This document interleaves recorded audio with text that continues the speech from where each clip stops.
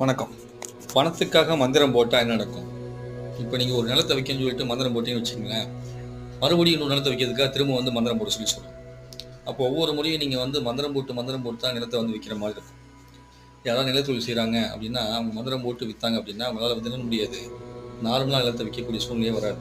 அது ஒரு சுழற்சி மாதிரி, ஒரு பூதத்து கையில் கொடுத்த மாதிரி, ஒரு பூதத்துக்கு நீங்கள் தீனி போடுற மாதிரின்னு வச்சுக்கோங்களேன். அப்போ திரும்ப திரும்ப திரும்ப என்ன பண்ணலாம், அந்த மந்திரத்தை போட்டு போட்டு தான் வேலை செய்கிற மாதிரியே ஆகிப்போயிடும். அப்படி ஏதாவது நடக்கல அப்படின்னா மொத்தமாக என்ன ஆயிடும், டவுன் ஆகி போய் ரொம்ப கஷ்டப்படுற மாதிரி ஆகும்.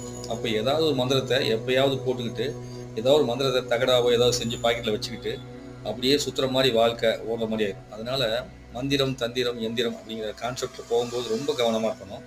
முடிஞ்ச அளவுக்கு போகாமல் இருக்கிறது நல்லது. அப்படி ஒரு வேலை போனால் அது இறைவனுக்காக போனதாக இருந்தால் பிரச்சனை இல்லை.